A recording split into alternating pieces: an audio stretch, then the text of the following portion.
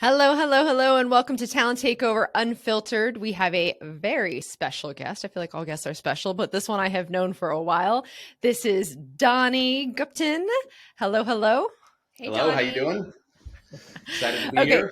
All right. So the topic is how to leverage the power of inbound marketing to grow your recruiting business. Before we dig deep into it, Taylor, how are you doing today?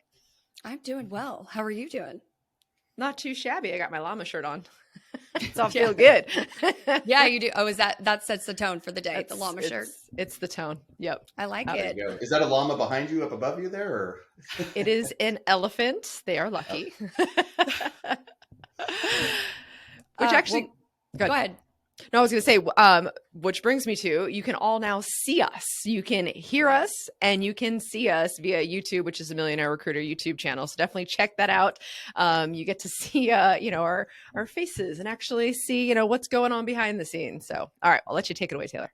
And see when we look like shit and when we have a pimple and all the good stuff, when our Botox is fresh and still bruising. Make sure you guys listen all the way to the end for our Broke to Boss tip of the week provided by Donnie. And I'm really, really excited for this episode and excited to hear what you're going to hit him with, Donnie. So let's get right into it. Welcome to Talent Takeover Unfiltered. When it comes to working hard and keeping it real, we know our shit. Self-care, happiness, inner peace, and time.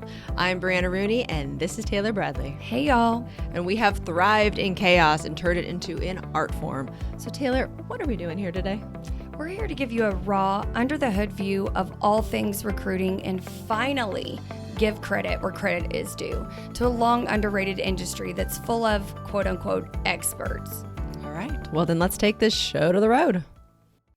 So as recruiters, you definitely have your hands full. And that brings me to today's sponsor. If you are not already absolutely loving your ATS, you're definitely going to want to check out Recruit CRM. Recruit CRM provides an intelligent ATS plus CRM solution that can really help fast track all of your recruiting tasks. You know that we hate admin work. So besides an automated workflow and 100% customizability, Recruit CRM offers 5,000 plus integrations. Imagine the time you'll save with all your favorite apps working seamlessly in this system. Michelle Kuntz, Bluebird Recruitment's founder, says, "We are looking for an alternative to Bullhorn because it was just highly complex to use. So the main thing we were looking at was the ease of use. When we came across Recruit CRM, we were super satisfied with it. I think primarily because of the ease of use, that we can quickly use it, that it's easy to make changes within the platform, and because support has been really fast." So if you want to learn about their amazing ATS and CRM, check out recruitcrm.io. You can start a free trial or even book a demo with one of their executives at your convenience. The link is absolutely below, so check them out. All right. Well, thanks, like I said, for allowing me to be here with you guys. Do you guys want to guide me to where you want me to go, or you want me to just ramble? No. Actually, Donnie, are we allowed to talk about your app yet? Can we do that? Yeah, we can talk about the app a little bit. Yeah. Okay, Yeah. Cool. Because we are now. Yeah, I know, right? We are now. I guess so. Yeah. Well, I mean, I had the privilege of looking at it. I know not a lot of people have seen it yet, but it really goes to your topic of your inbound marketing. And I think just with just agency recruiting in general, but not just agency recruiting, every recruiter has to be responsible for essentially their own marketing and how they come across, in the world today. Then like, why them? So I kind of want to talk to you about like what have you seen, and then what led you to this app, and we'll let you plug it. Yeah, I think coming into this industry about 6 years ago, what I saw was a lot of people doing the same thing, the rinse and repeat, which I call the old school way of, smile and dial, pound the phone, which obviously, with my marketing, it gets confused. Like, obviously we have to win on the phone, right? But how we get to the phone is really what I've become passionate about, changing in the industry. And so, looking at everything based off of hustle, kind of like Taylor's gotten that poster behind you. But that leads to a lot of challenges, especially for those smaller shops, right? Is, the common thing was like, okay, let's hustle to get the business. Okay, we got the business. Now we need to stop. Now we need to go deliver. And everything in the recruiting, for most organizations was just purely based off of their manual hustle and effort. And so that's where we saw, the opportunity in general to look at how do we attract people? How do we generate more phone calls where both the client or candidate actually wants to be on that phone call, because so much of this industry was like, hey, let's just find data from ZoomInfo or from Loxo or from one of these places, and then like we'll just put them through a drip campaign or we'll cold call them or whatever. Obviously, on the recruiting side, it's whatever it takes, but on the business development side, I think there's just so much opportunity to go out there and do that better. So that's where, when we looked at the app, we looked at, well, we really want to be able to add some value, make it easier for recruiters to add value, but also be able to contact people where they're at. And what I mean by that is, some people are going to be readily available on LinkedIn. Some people are going to be, on their phone. Some people are going to be responsive to a text message. Some it's just traditional, email. But rather than it being at bulk and at scale, we're really focused on peer-to-peer marketing and then leveraging technology to make peer-to-peer marketing more efficiently. So, that's a high-level overview.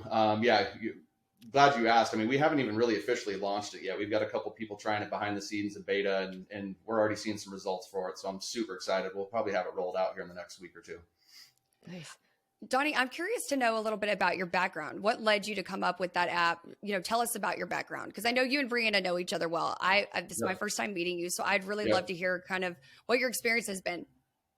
Yeah, so I mean, I got into the industry kind of by accident. I feel like that's how almost everybody. Like everybody. Like the rest of us.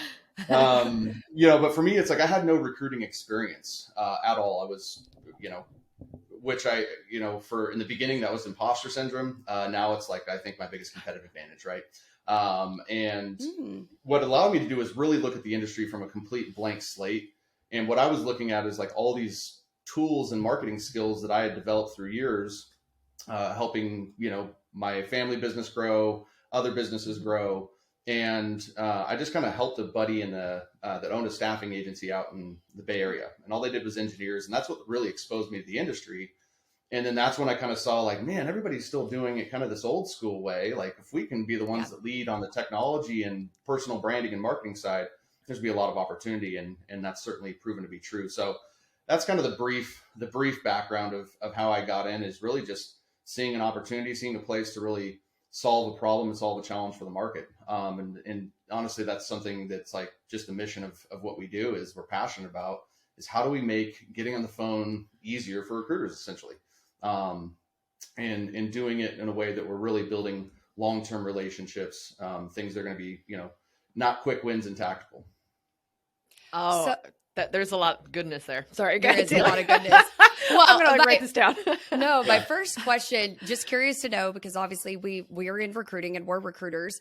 And so we value the recruiting function as a whole, but that's kind of, if you listen to our podcast, Donnie, which have you listened, by the way? No, I'm put on blast.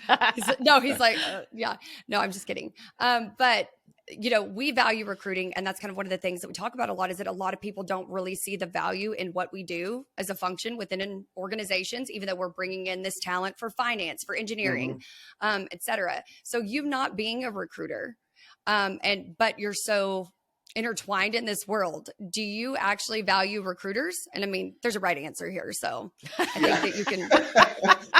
Well, I'll tell you the real one offline, but the real one for this show. No. I 100% do. I've taken passion in the fact that, like, hey, if I can make a recruiter more efficient with their business development, then by extension, I actually get to impact the individuals. I think the recruiting professional is one of the most unique out there, because what profession do you get to impact an actual organization and a company, and then at the same time, like, change somebody's life and career path? I think it's just so inspiring. I think it's such a great, it's a great industry. I think that that's also a part of the problem with the industry, is there's so many great recruiters that don't know how to market and brand themselves to separate from, let's be honest, there's some transactional recruiters out there that really create a shitty name for this industry. Excuse me. Yeah. But that's it's unfiltered, Donnie. Yep. Okay, good. So, I mean, I think that's the big opportunity that I see for recruiters, and a lot of the frustration is, like, you'll talk to these people that have been recruiting for 5, 10, 15, sometimes 30 years. I work with clients that have been for a while, but then they're frustrated because they have to compete with the junior guy who's been in for 6 months, but knows social media, knows these different things, and they feel behind. So that's one of the missions that we're working on, is like, how do I take somebody that's the best of the best, but doesn't know how to tell that story and bring it to the market. So, I think that it's a great, industry. Like I said, I get a lot of pride when my clients are making placements, like by extension, I was able to, touch and impact that. Obviously they're doing the real work, but I think it's an industry that's continuing to evolve, which is really exciting too. So, Donnie, I have a couple questions. I'll be brief on this one. But one, do you promote cold calling? No. Great. I mean, that's a great answer. From a business development standpoint, I mean, 100% no. From, a true headhunting standpoint, I think that there's going to be obviously situations where you got to do what you got to do, right? But I think from a business development standpoint, what I see now is the only people that are still doing that are just people that are so stuck in their ways or haven't taken the time to look at, other ways to do it that are actually easier, that are going to be more receptive from prospects. And, I mean, this is a rabbit hole I could really run down if you want. It's one of those things like everything I do, and this is just kind of my personality, is based around freedom, right? And one of the things that we pride ourselves on for people that come through our program is actually helping them run a business and build out systems that creates more freedom. Doesn't mean they're not working their ass off, but where they're not, again, married to everything being, what I put in is what I'm going to get put out. And that's just kind of old school business. And when you really leverage these different new modern technologies, automations, the power of content marketing and things like that, you have a lot of things that are working for you, making you're working smarter, not harder at that point in time. So, I mean, just to be blunt, I mean, my main goal and some of the best testimonials I have is when somebody's like, oh yeah, I used to cold call and I don't. Like, hell yeah. Like that's the way we're trying to go through there. I mean, I used to, my old boss was like, smile and dial, here we go, and it was just boom, boom, boom, boom. We have a call counter, and so I also have not cold called for probably at least 12 years at this point. And I know that's very like controversial. And actually, so I have a monthly masterclass, and in there, someone actually unsubscribed from the masterclass because I said I don't cold call. And I'm like, look, like that's old school. Like I feel very passionate about that. And here's all the reasons why. So I feel so passionate about it. And now I would really like you to be my guest in this. I think in like either it's next month or the month after, there's a masterclass on why I don't cold call. And I just, the passion that just came out of that. And it's so powerful. And that's the stuff that used to scare people too, out of doing biz dev, is because they didn't want to cold call. So it's like, we have so much technology now. It's like, what are we doing?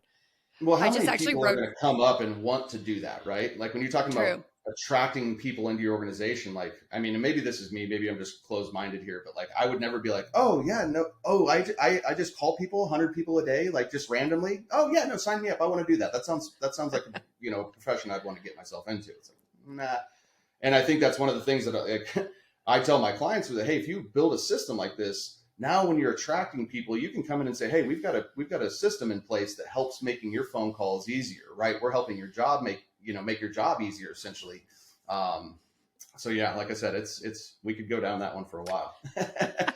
I just would love to know, like, who in this world thinks that cold calling still works, that somebody's going to be receptive to that. It's more like, how did you get my number? I just don't see that working, and hasn't worked in years. And I couldn't tell you the last time I did it either, Brianna. It was probably, like you said, probably 12 to 14 years ago, but I just don't feel like it's acceptable in this day and age. It's kind of like somebody just showing up to your house, like at your door, like with their door-to-door. I did door-to-door sales and sold security systems in college. So I get it. I was that person, but yeah, I feel like cold calling is kind of like the door-to-door sales. It's like people don't respond to that anymore.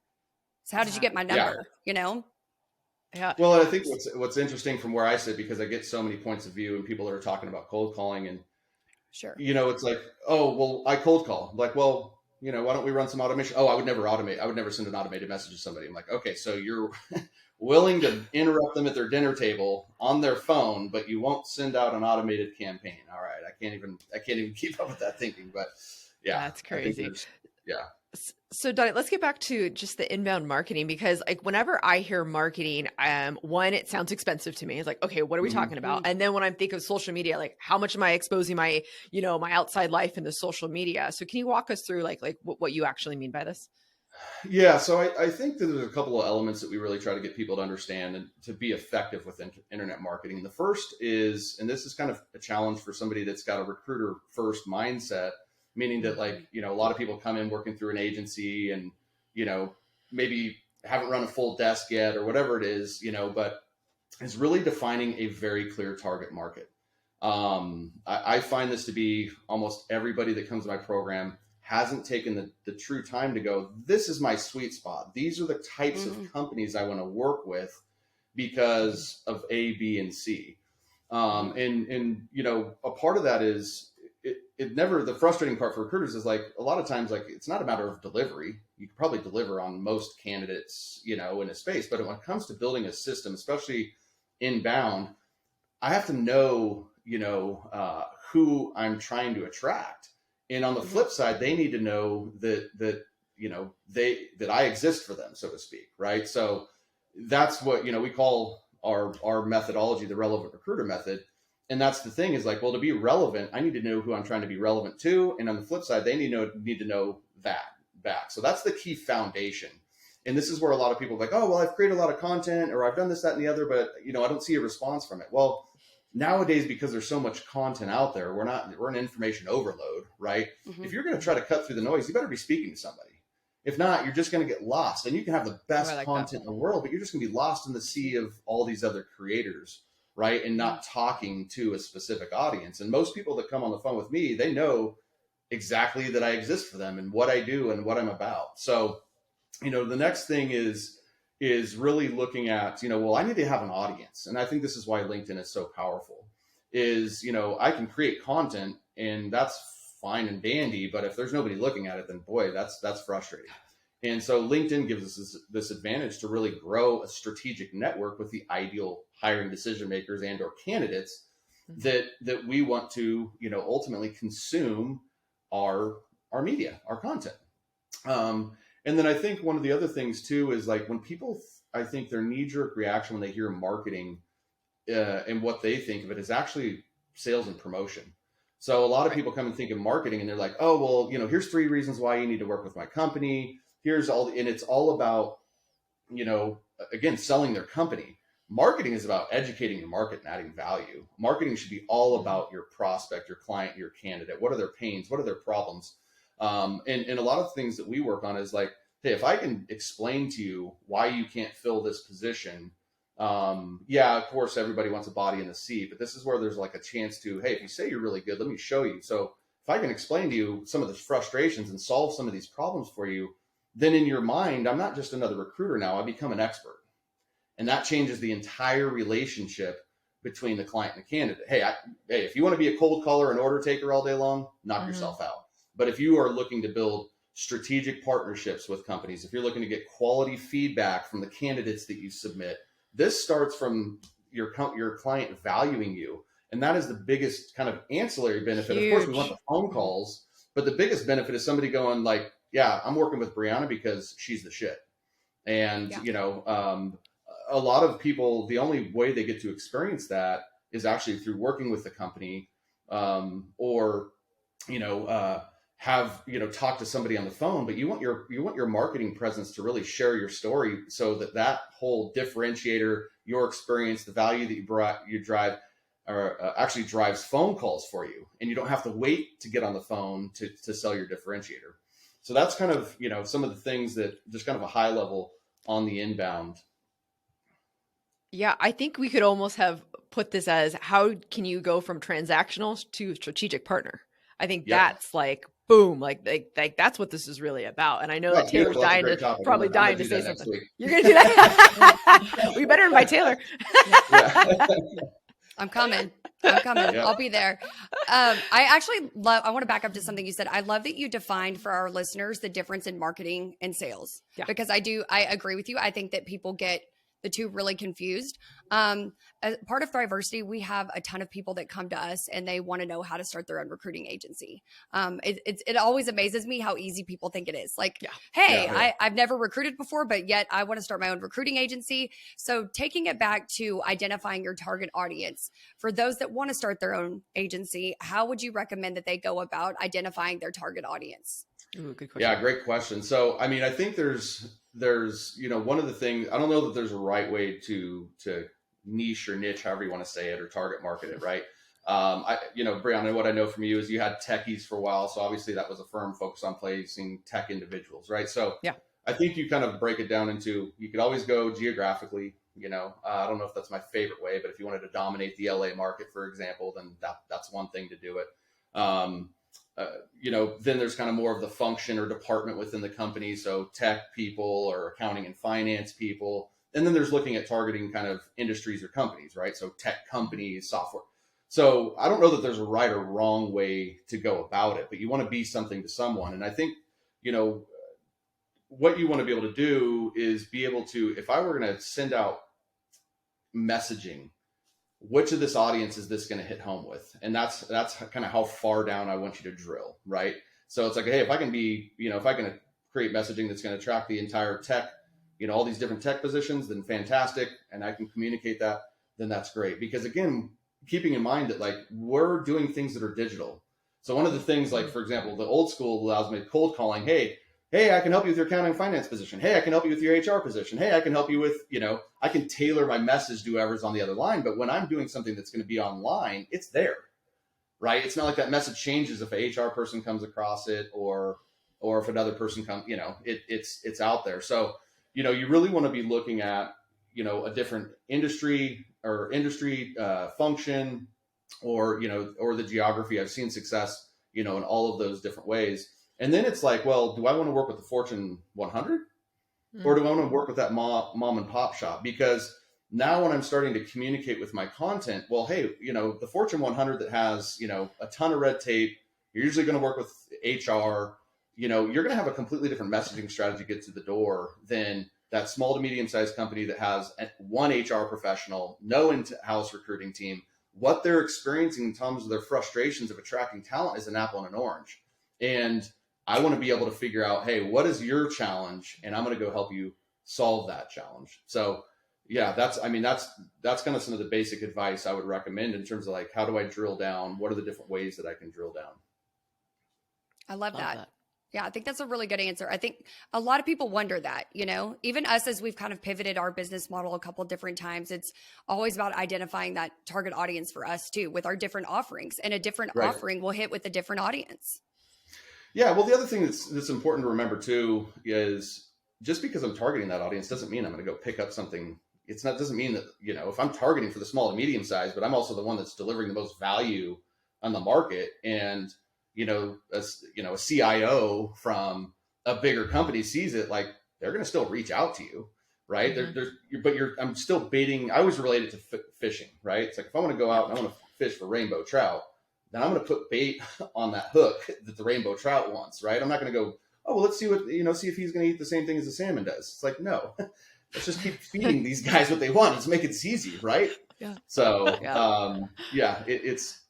I think that's the most important part, is just knowing who I'm communicating to, but also understanding that, I will attract other people outside of my core target market just by showing up and being, powerful authority. Mm-hmm. Yeah, it's a really good point. So I guess that leads us perfectly into the Broke to Boss tip of the week. What advice would you give to the listeners? So my advice is always to keep your foot on the gas of business development. And the reason I say this is because I've seen this kind of happen twice in the last couple of years now, where pre-pandemic, we were in a very hot market. And a lot of recruiters were just kind of resting on their laurels and like, no, I'm busy. No, I can't, nope, just going to focus on what I have to fill. And then the pandemic hits and it's like scramble mode, like, oh, I don't have a process in place. I don't know how to get new clients. I don't know how to do this. And we saw the same thing happen again. It's circled back again, right? So the pandemic, we got, finally out of being locked in our homes all year long. And now there was this big rush to hire. And in some industries, it's, saying that way, but there's a lot of slowdown that's happening with this, recession that's going on. And then what happens is we're back to square one because we're not working systems and processes. We're working tactics is the biggest challenge I see with a lot of the industry. Right. So the thing is to always be doing business development. Now, I'm not telling you to not deliver because that's the value. Right. But one of the things that this allows you to do is always turn over your client roster. And it's not about, when I'm in a scarcity mindset, I'm just looking for that next client and hoping that like it works out. But when I'm in an abundance mindset and I can attract abundance of clients, then I'm constantly going, nope, you don't work for me. I like you because you give me feedback, because you pay me on time, because this, that, and the other. Now I'm in a position of All a power as a important. recruiter. I'm not an order taker. I'm the leader in the market. So always keep your foot on the gas. Always be loading that pipeline of prospects for business development. I love that. That's really good advice. I feel like you're talking to us, Donnie. I know. I'm like, I'm kind of going through that. But, you know, I've been in the industry for so long and I have made missteps like this. And it's really difficult when you talk about the abundance and like everything's just great. Like literally you're like firing people left and right. You're feeling great. And then all of a sudden, you know, whoop, got caught with your pants down and you're now a stinky cheese. You know, like that's what I was called, a stinky cheese. Yeah, I love it. Wait, you're firing people left and right? What? No, companies. I think you should clarify. No. Okay. Sorry. I think you should clarify that. Sorry, let me clarify. No, when you're firing companies, like Donnie was saying, like if they're not working for you, the clients just suck, whatever. You're just like, nope, sorry. You're just dropping them, you know, like a sack of potatoes. Yeah. We actually have a whole podcast episode, Donnie, on shitty clients, like characteristics of shitty clients. I'm sure you have a lot of content that we could have like a part 1, 2, 3, and probably even 37 with all the feedback. We could go crazy for sure. Yeah. But, you know, I mean, just from where I sit, because I work with so many different, you know, recruiters in this space, and it's like, it's clear to me, even clients that go through my program and implement and then take their foot off the gas, right? Versus the ones that are just have, again, systematized this. Those people aren't slow right now. They're still humming along because, and I think this is the last, you know, point to make here is, when markets shrink, people are looking to work with the best in the market. Their dollars can only go so far. So I'm not going to, you know, I think the knee-jerk thinking might be like, well, they're going to go for the cheapest, but I would argue that the people are going to go for the best because they know that they only have this much budget. I want to make sure that I get an ROI on this for the budget. So the point is like, if I'm out there leading the market all the time, then when this market shrinks, my revenue might not hit my numbers, but I'm still going to be the one that's taking what's available, because I'm the leader in the market. Mm-hmm. Yep. I love that, which I think is a whole other episode on how you stand strong on your fees, because it does mess with your psyche, the industry, and it doesn't necessarily give you more revenue. Love that. Ooh, 100%. Donnie, the relevant recruiter. Love that. Thank you so much. Really glad that, you know, I was on your podcast quite a few years ago, which is funny, Donnie. Just today, I had someone reach out to me who is taking your program and that heard our podcast way back when. I'm like, what are the chances that I'm talking to Donnie today on mine? And then he hits me up today. Awesome. Yeah. So he's enjoying your program. So cool. That's awesome. Who's that? At the top of my head, I don't know what his name is. Okay. I know what he looks like. No, that's great. That's funny. Yeah. But this is awesome. So we'll definitely share, you know, in the bio and the link and stuff, you know, how to get a hold of Donnie, what you do best. But this is awesome. Thank you so much. And everyone, we will definitely see you next Tuesday. Thanks, Thank you guys for having me. Had a great time. Bye.